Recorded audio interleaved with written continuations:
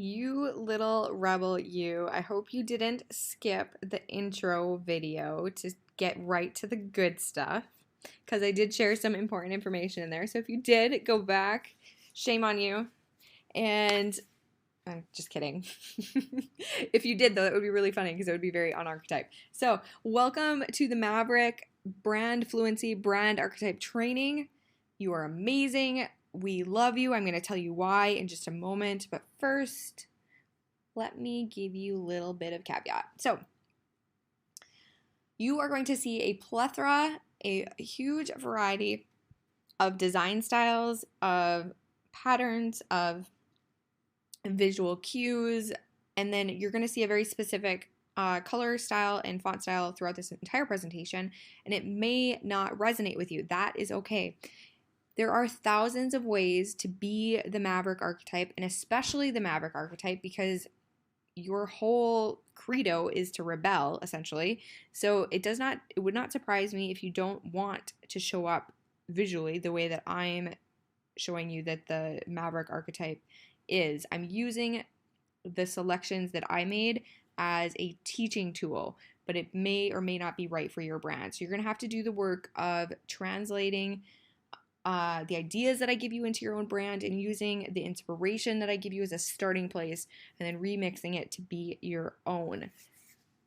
Because you may not love lime green, and that's okay. You may love it, and it is on brand for the Maverick archetype because it's very loud and in your face. So have confidence that you'll know what's right, especially after you get to the end of this presentation for your brand specifically. So we love you because you empower us to challenge the status quo. You're bold enough to destroy what's wrong in the world. You're willing to speak up and say the things that nobody else will. People think when they're reading your content or hearing you speak, you say what I'm thinking, but I don't dare to say. So thank you for that. You have courage to say and do whatever you feel, and you form your opinions independent of authority. So instead of thinking about all the stuff that you should do because society says that you do what you believe is right. And we wish that we were a little bit more like you. And in the meantime, we love to see what you're up to and to live vicariously through you a bit because you are amazing. Now, when you're in alignment with your Maverick archetype, you're going to make people feel liberated, stimulated, thrilled, empowered, provocative, bold, maybe a little frisky. And the goal of this whole training is to make sure that people are feeling this way.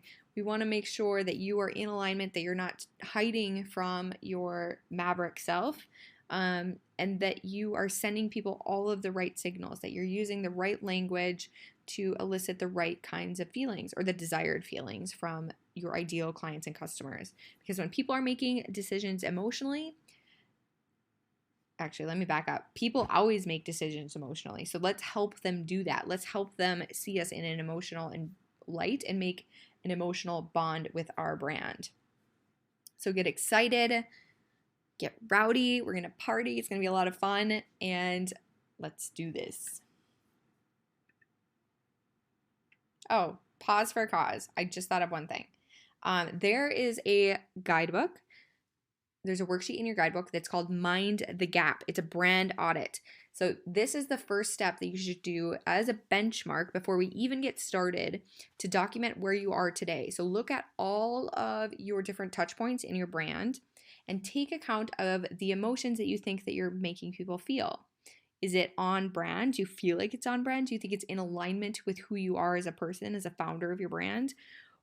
Or is it just neutral? Is it kind of lackluster, falling flat? Pay attention to where you are now so we can see how far you change as we go along.